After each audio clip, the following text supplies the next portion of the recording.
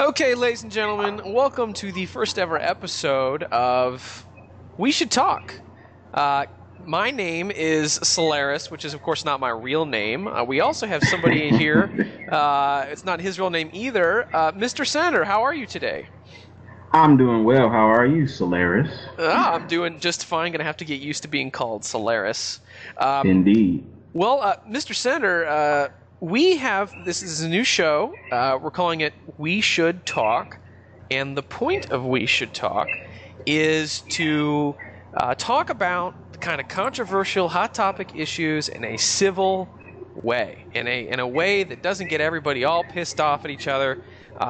We got to talk about stuff, don't we, Mr. Senator? Indeed, we do.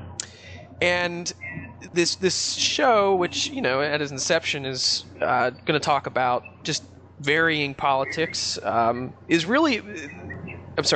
topics. The point is to talk about these topics because these are topics we should talk about. These are topics as a country, as a society, we need to talk about.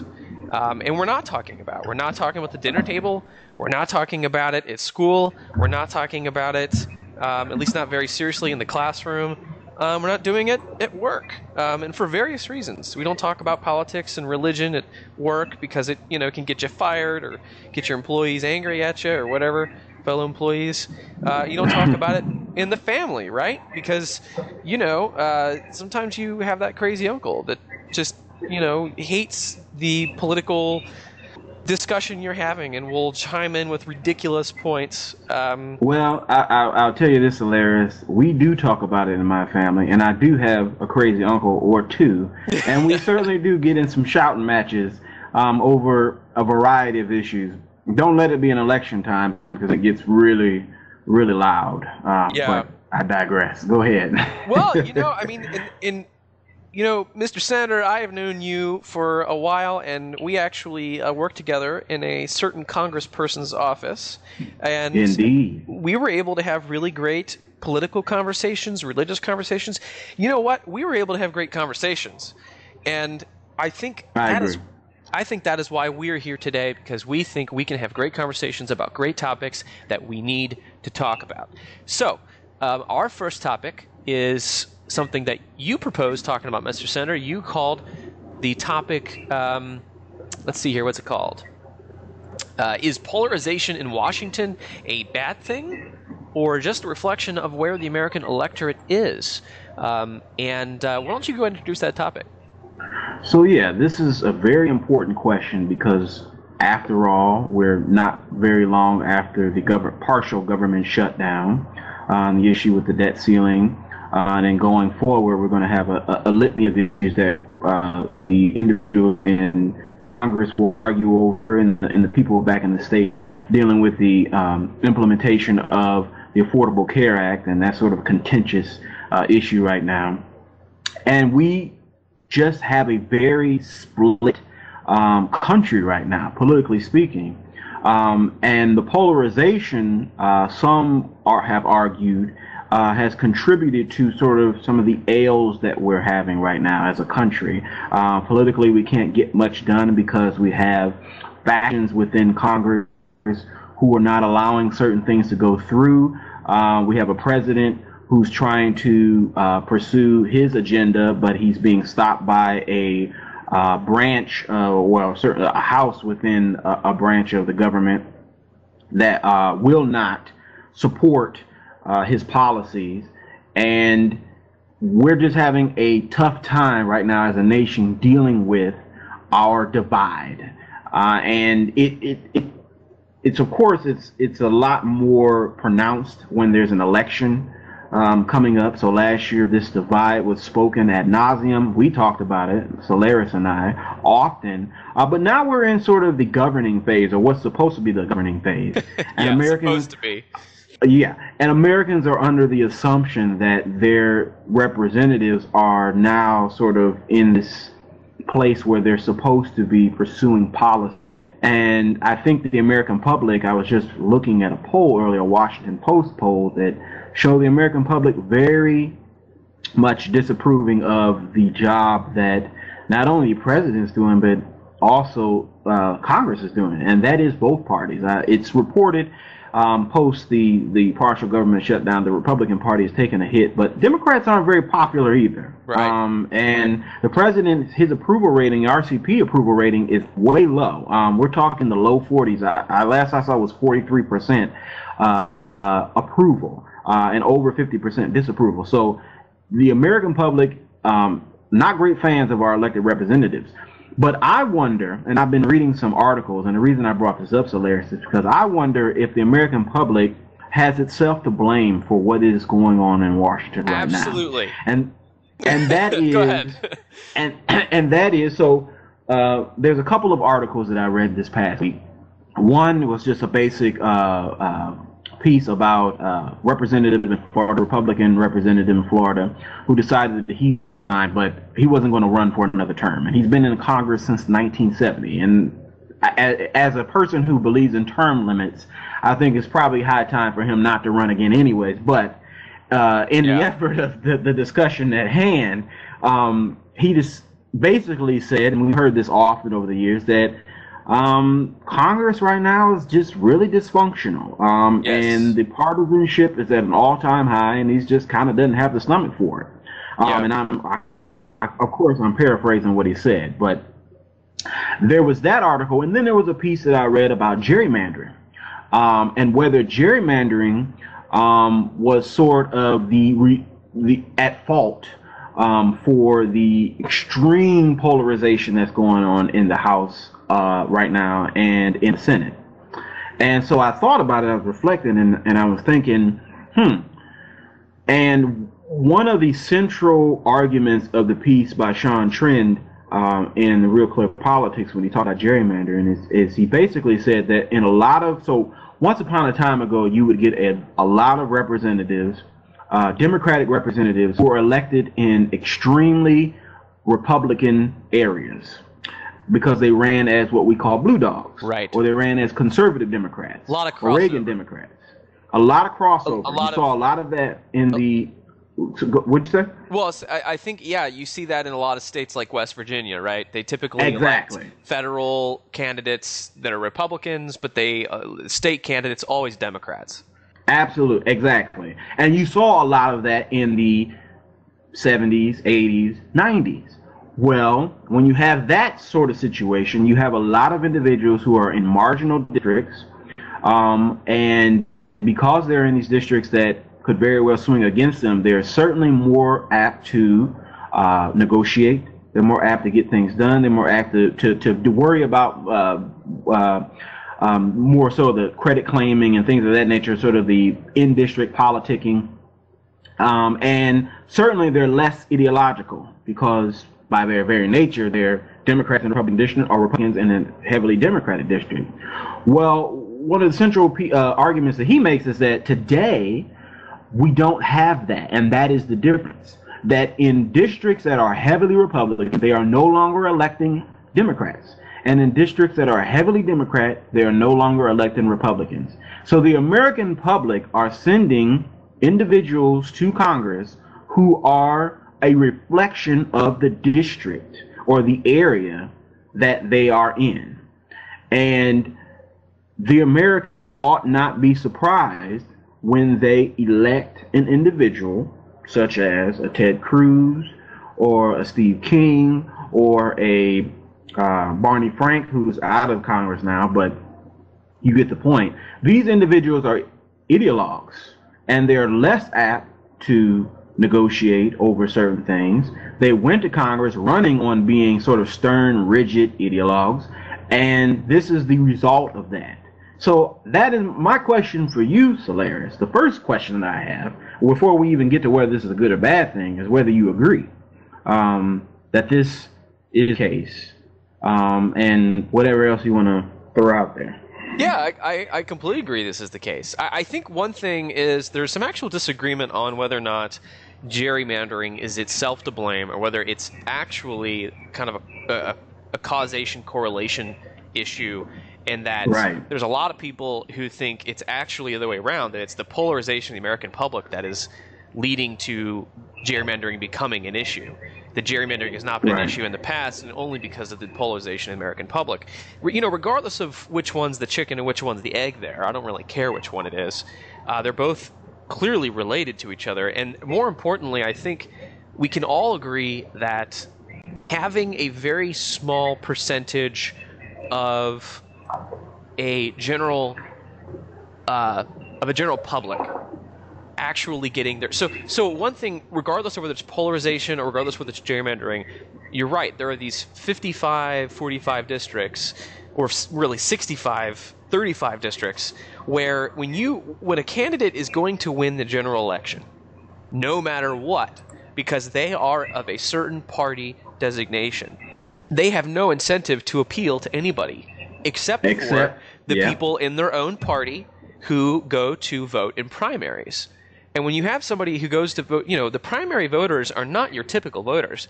These are the hardest. These are the hardcore of the hardcore. I mean, these are the people who they get up and they breathe politics. They go to sleep and they breathe. They're kind of like us, Mr. Senator, but they're not quite. They're actually much more, ideological. I think we probably take a much more objective view of things. Of course, we both have our own principles and beliefs, but at the end of the day, these people are the ones that are going to the polls. They're showing up, very often considered by moderate Americans to be radical, whatever side we're talking about, be it liberal or conservative. But when you've got somebody who's in such a safe seat, it kind of worries me, because then all of a sudden you've got maybe 20% of an actual district that is being represented in D.C. And that is not a recipe for partisan or a bipartisan compromise. That is a recipe for disaster, and that's exactly what we're seeing now. Why exactly, I think, is a really interesting question. Is our country polarizing? Why is it? And I think you can point to gerrymandering. I certainly think gerrymandering plays a role. One thing that I do listen to the Diane Rehm show on WAMU in D.C. You can stream it from anywhere in the world. And they had a really great show the other day, and they were talking about how there are both structural and cultural parts to this polarization. These structural parts are things like gerrymandering. And by the way, just to be clear, everybody understands what gerrymandering is. Gerrymandering is typically done by state legislatures. It's typically done with political outcomes in mind. They take these districts that elect the Congress people, not the senators. Senators are elected from the states as a whole. And they take these seats and they say, okay, seat number 2, you're going to represent some geographical shape with 120 sides that makes no sense whatsoever, doesn't respect culture, local culture, doesn't make any sense. If you look at a map, you see these things, they look like some kind of cancerous cell.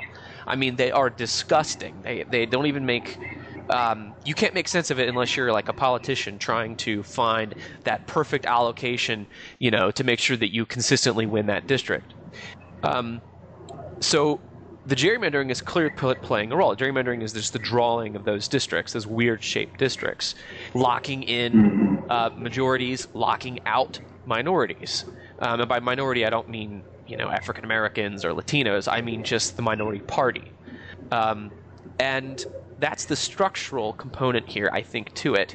And that is important to note that is not required. The Constitution doesn't say, the United States Constitution doesn't say that states have to elect their U.S. Congress people, House Representatives people, by gerrymandering. It used to be different. It used to be systems that were kind of statewide, and we did this gerrymandering system. So we're not stuck with the gerrymandering system. And I think that's really important. There are many ways of electing candidates that does not involve such kind of winner-take-all situations. That doesn't reward, or doesn't reward, it doesn't concentrate the power of these very small but very politically active ideological groups. So that's one thing I think is important. I think another thing here is the cultural reaction. I think personally this goes back to the news, where people get their news, where people get their information. There's always been a cultural element to politics. We all know that one of the best predictors of political outcomes is population density. Now, there's reasons for that. Race is another very powerful factor when it comes to politics. But culture, you'll see that there's huge swaths of this country that vote certain ways. Everybody knows California is a Democratic state. Everybody knows Washington is a Democratic state. Everybody knows Kansas is a Republican state. And those places aren't going to be changing anytime soon. Gerrymandering, structural fixes to gerrymandering is not going to fix that problem in any of those states. What the culture does is it kind of that's harder to change, right? How do you change people's minds in an entire state? And I think something else that's really happening here that we're not really talking about when it comes to polarization is people are now actually, like a guy on the Diane Rehm show talked about this, and I really think it's a really good way of describing it. He called it tribal media.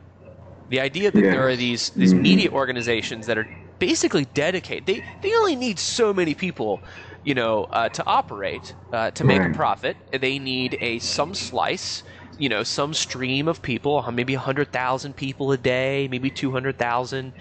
Fox News has actually several million people who watch their shows, the most popular network. But, at the end of the day, 2 million people is not a majority of the American public. It's not even a majority of many states. And it's, those people have such influence because the media, of course, telling us kind of choosing what it focuses on when it comes to the news, choosing what facts how it portrays the facts, and which facts it tells us and which facts it leaves out. I mean, you can do any number of searches on media reporting and find out just how bad it's become. And partly it's because they're pandering, they're catering to a particular audience. And when you have, even if people of different minds are next to each other, and this is kind of comes to the point of this show, Mr. Senator, we are talking on the show about politics and religion and culture and society because we need to talk about it. And you have people living next to each other who disagree politically but never talk about it. What they do instead is they go online to their favorite, media website. They go to Fox News, they go to MSNBC or CNN, which, in my opinion, is just bad. It's not really particularly partisan. It's just bad quality news. Anyway, they just get this, sensationalist garbage all the time, catering to just giving them ammunition. Honestly, it's not even news; it's just ammunition. I think you said that before. So I'll give you an example. Go ahead. Right now, you have on Fox News, pretty much every program, I believe, is leading with this. And on MSNBC, you have two distinct perspectives on the rollout of the Affordable Care Act. And like you said, there's ammunition there. So on Fox News, it is nothing but a continuous barrage against sort of the glitches and the failures of the implementation of this law in terms of the online exchanges. And they've got the sob stories on there, and there's a bit of snark that goes with it. Of course. And there is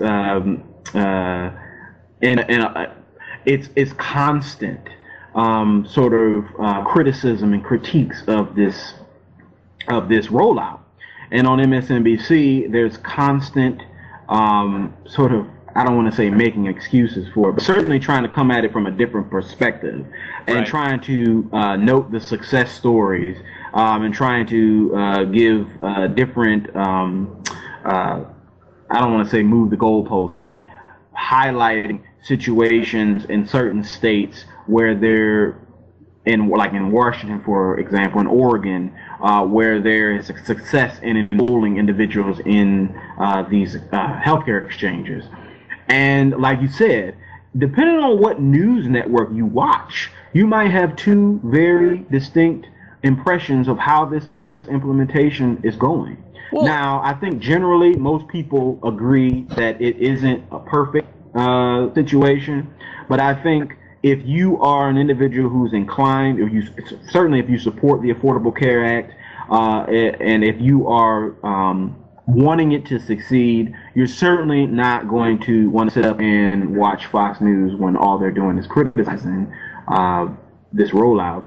And if you and that it should be delayed or repealed or whatever, you're not going to turn on MSNBC and listen to the excuses and the defense of the rollout and Kathleen Sebelius and all that other stuff. That's another thing that on Fox News, fire Kathleen Sebelius.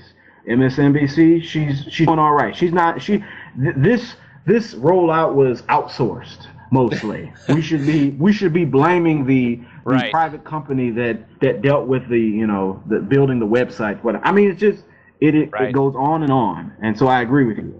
That's just one example. I think those are great examples, and I think what I want to, if you go back 30 years and you think about the way that people got their information, their facts. We're not talking about opinion here. We're talking about facts, and facts do change people's opinions. They would watch one of 3 broadcast networks, right? Or they'd read one of 2 local newspapers, maybe the New York Times. They would read a very few outlets, and they didn't have a lot of ability to select where they wanted to read. If they were living in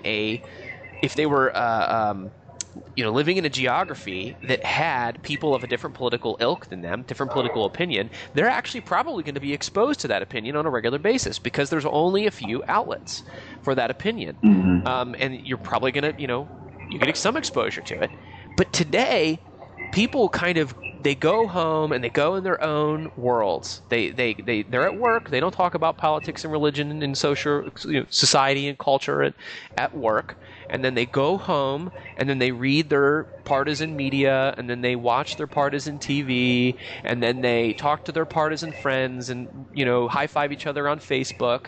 And they're connecting with each other from all around the country. These communities are being formed. These tribal online communities are being formed where you can go and you can just get affirmation of your own opinion all day long. You can find facts that support your opinion. Facts. And by the way, something that's important, I think, to talk about is, facts. Facts are important. And very often, I'm actually involved in law. And one thing about law cases is that facts always have at least 2 sides to them. Some facts can be great. You think the facts are great for your side, and then you get to trial, and you're like, wait, I just saw them use the same fact to support their side. Wow, how brilliant is that? And so even the same facts can be kind of two-sided, two-faced. But one of the things that you find out when you go to trial is that one side is going to basically present one set of facts, and the other side is going to present basically a different set of facts. And the jury sits there at trial, and they have to kind of piece together, by evaluating the witnesses and the evidence, piece together a comprehensive story that includes the facts from both sides. And, I don't think that's what the American people are doing. I don't think when they go to the news, I don't think they go to, Wall Street Journal and then New York Times and then kind of think. And say, which side am I going to believe here? Or maybe I should believe both sides. Or what's the kind of, if I kind of use my brain and analyze the issue, what is the kind of happy medium? And I don't think we're doing that, and I think that's why this goes back to the American people. You asked who is to blame for this. And I think, honestly, I don't think we put too much blame on our politicians. These people are elected. These people have to run for office, they have to get a vote, and they have to get a certain percentage of votes. And you know what? At the end of the day, the people who are casting those ballots are people. You and me and your mother and your father and my uncle and the crazy uncle. We vote. We matter. And let me just interject. I think an important point to make is, I completely agree with you. An important point to make is, the Tea Party, I think, gets a bad rap. And the reason I say that, not because I agree with their policy prescriptions, but I do think that when these individuals were elected, they said what they meant. They ran on a platform that they are defending today. So these are people who, it wasn't a secret. They didn't get elected under false pretense. They didn't run as moderates and then claim once they got to the Capitol Hill that they were, as to borrow a phrase from Romney, severely conservative. These individuals ran as severely conservative, and this is what they represent. So, I'm not sure who's to blame there, but I agree with you. I don't necessarily think it's all on the politicians. These individuals are doing what they say they were going to do. And to me, that's sort of refreshing. There's one sort of kernel of respect I have in that. I think that there's something to it. There's something to a politician saying, look, I'm not going to vote to continue the grow the government, to expand the debt. I'm not going to vote for food stamps to be funded or increase the funding. I'm not going to support the continuation of Social Security as is and Medicare as is. I want to repeal the Affordable Care Act. I mean, these people were very transparent when they ran for office. Yeah. And it's coming to fruition right now. We're seeing the result of that. Now, whether the individuals in the districts agree with this or not, maybe they have a little buyer's remorse. I doubt that they will. Yeah, I doubt it. But like you said, there's something to it. Like, these individuals, politicians have this rap of being car salesmen. They say anything to get elected, but I don't see that in these Tea Party politicians. Right. I see it sort of the opposite. What really irritates me is when the average American just kind of blames the whole system, all these damn politicians, they're just acting like children and all this stuff like that. Look, why do you think those politicians are there? They won an election. People voted them in, and they are just doing these people, I can tell you from personal experience, though I can't tell you why. I can tell you from personal experience that these people live, breathe, and eat politics. They look at a poll before breakfast. They look at a poll after breakfast of their district, right? They look at a poll, lunch and dinner and all the time, and they're constantly calibrating to win the next election. They have to raise how many thousands of dollars every single, day, basically, to stay in office. This is the real deal. They have to be in touch with their constituents. That's why sometimes what you see is people back off of something that they originally supported because they realize that the constituent base is gone. And so when you sit there and you sit back in your seat and you're like, you just this kind of blame everybody, they're just acting like children, you need to blame yourself because you are the problem. The people are the problem. Now there, to be sure, there are some rules, structural issues that are standing in the way. For example, Mr. Senator, you're well aware that it takes 60 votes to get anything passed in the Senate. It's non-financial budgetary special. There's a special rule if it's budgetary, from what I understand, which is how Obamacare got passed, or at least I think that was how it's going to get passed. And you don't actually legitimately need 60 votes. Right. You don't need 60 votes, but if the other side, if the minority is going to filibuster, you need to pass a motion called the cloture. Cloture ends the filibuster. You need 60 votes. You can't do that. We don't actually have a real filibuster in this country anymore. People don't actually stand up there unless they just feel like standing up there. The filibuster is called a virtual filibuster. You just say, some person just quietly says behind closed doors, I object, I'm going to filibuster this, and all of a sudden, boom, legislation completely shut down. Now, you also look in the House. Right now, the Speaker of the House has a rule called the Hastert Rule. The Hastert Rule, which is just kind of more like a guideline for the Speaker of the House, it really just a statement of the Speaker of the House's preferences, is basically that, hey, I'm the Speaker and I'm not going to bring any bill to the floor for a vote unless it has a majority of my caucus's support. That means the Speaker of the House will not bring any vote to the floor on any bills unless a majority of the Republicans in the House support that particular bill. Now, we're talking, how many reps in the House? 435? Just about 220 or so, something like that, are Republicans, a slim majority.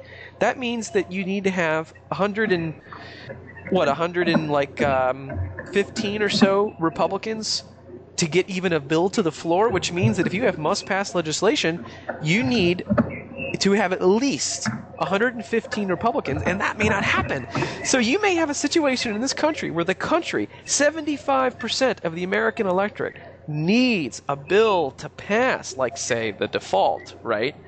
But 115 people, politicians, all being very careful and represent their districts very well, say, I'm not bringing that vote to a floor, and the Speaker of the House chooses to not bring that vote. So that is, another structural barrier to all of this. But at the same time, these politicians in the House, the 110 or so, you can't sit there and blame them and call them reckless, right? You have to blame the people who elected them and call those people reckless if you want to call them reckless, right? At the end of the day, Mr. Senator, it always comes back to people. You can't sit there and yell at your politicians all day long. You can't call them childish. You got to talk to your neighbor. You got to talk to your friend. You got to talk about these things, and that's the point of the show. And just one more question, not to take up too much more time, but we've acknowledged that polarization exists. Is it a bad thing? Or is it just a healthy expression of our political views in the way the system is working now, is the way the system was designed to work? I should say the way the system is not working now is the way that the system was designed not to work. Right. Well, I think the system is democracy, right? And we do have a system built around distrust, and the founding fathers of our country designed a system that would basically prevent tyranny. And the thing about tyranny is it's quite efficient. At least it's certainly easier than democracy. It's certainly faster than democracy, which is one of the reasons why we have so much power. We give so much power to our president during a time of war, because the president needs a lot of power at a time of war. There's no time to sit here and pass decisions by majority vote after convincing everybody. Sometimes you have to have a person get in there and make it happen. But in this particular case, we've got all these checks and balances. You've got the filibuster rule, we've got the Hastert rule, which, by the way, are not constitutional requirements. No. Those can change, but they are still there at the moment. But really what we have is a reflection of our democracy, the state of our democracy. We look at the default, we look at the shutdown, and we need to look at ourselves. This is the state of our country. Instead of a chorus with all these different states and all the different districts and all the different people, singing in harmony, we have a cacophony, a horrible sounding cacophony that, it doesn't make any sense. We've got people screaming at each other, and the end result is our politics doesn't work. So, is polarization bad? I think it's a bad thing. I do. I think it prevents our democracy from from progressing, from doing good things. I don't think it prevents us from being a democracy, but I do think it is bad. What do you think? I'm torn. Polarization gets a bad rap. It certainly gets, I think it's certainly an awful thing when sort of the attachment to it is acrimony and this sort of poisonous environment with this hatred attached to it. That certainly doesn't contribute to a healthy republic or democracy or country. But I think polarization in and of itself is a good thing, because at that point people are expressing. They have a stake in the game. Yeah. Polarization is sort of it implies sort of some activity. It implies action and activism. That's a good point. Whereas as I see it, is sort of the opposite of apathy. So if we have apathy, you probably breaking up there. Why don't you repeat see, what you just said? It's sort of the opposite of polarization. Is sort of the opposite of apathy, and that if we have an apathetic public, you're probably not going to see the fervor that exists now in terms of views on politics and whatnot. Right. And so I agree with you. And so I think polarization is just sort of a symptom of a caring public. Now, whether that whether that is a good thing in terms of passage of legislation and making the political system work is another matter. And I'm personally of the opinion that the less Congress is doing, the better. And that's just my personal ideology speaking. So when people complain about Congress not doing much, and which is not exactly true, Congress does a lot. Now, a lot of what they do is sort of not the meat and potatoes in terms of politics, a lot in terms of posturing, in terms of winning credit claiming and winning political points. A lot of what they do is sort of the behind the scenes. We did better, whatnot. I think Congress, Mr. Senator, could you please go back and repeat kind of your point? You say it's not not just credit claiming. You kind of broke up there again. No, what I'm saying is, what I said was that a lot of what Congress does doesn't have to do with credit claiming and scoring political points. That a lot of what they do has to do with constituent services and going back to their districts and serving their constituents in their districts. And that is really what they've primarily been doing, and they've not been having a huge problem with that. That's not where we're seeing the breakdown. Where we're seeing the breakdown is in the national politics, where people have to stake positions and do a little credit claiming and score points because they have folks who may not even be from their district watching them and then trying to influence the individual constituents in their districts by, throwing a whole bunch of money into the media market. And so you have politicians who are afraid, so then they have to step out on issues that they may not care about in the long run. So when, like I said, people say Congress is not doing much, I'm kind of show myself good. I don't want them doing too much.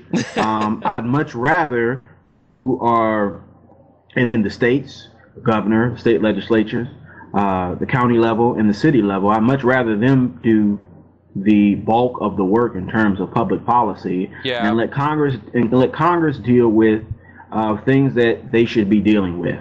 And I think part of the problem over the last 80 years, certainly since the New Deal, is that you have the federal government, namely Congress, get involved in all sorts of issues that aren't really under the federal purview or shouldn't be.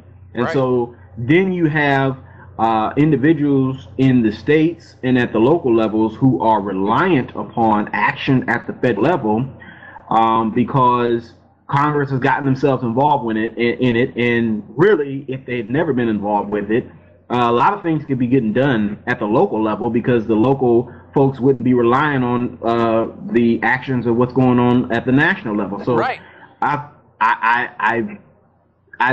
think the less that Congress is doing, the better. Let them credit claim, let them posture, let them deal with the national budget and military budget, let them deal with the entitlements that exist.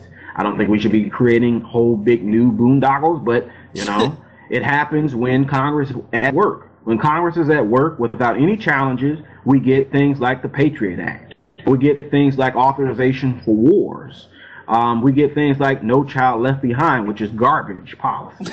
And tell us how you really feel. I'm just saying, when you have legislation that just kind of flows through without any challenges, because everybody's on the same page, you have legislation that flows through, and overreaching legislation. So I say the more polarization in Congress, as long as we're taking care of what we need to be taken care of in terms of what their job is, because their job is to pass budgets. So, that's constitutional. So that's something that they should be doing. But if getting involved in other things like education, if they can't get anything done, so be it. Yeah. That's just my politics involved there, and I'm sure you disagree with me. But No, that's fair. I only slightly disagree with you. I think that I actually really agree with you on the idea, and I think maybe we should do a show on this about kind of going. And I'm not somebody who is a anti-government zealot. Like I find there are many reasons why the government should play a role. But at the same time, I am somebody who appreciates local ownership, local control, I believe in the idea that California and New York City can have different gun laws than Kansas and Pennsylvania. Right. I believe that. I think that local politics tend to be much better at reflecting the values of those people. They tend to do things for those people that make more sense for those people instead of kind of broad federal mandates. Of course, I'm also somebody who supports some broad federal mandates. Like I believe in equal protection under the law. That is a broad federal mandate. That's a constitutional requirement.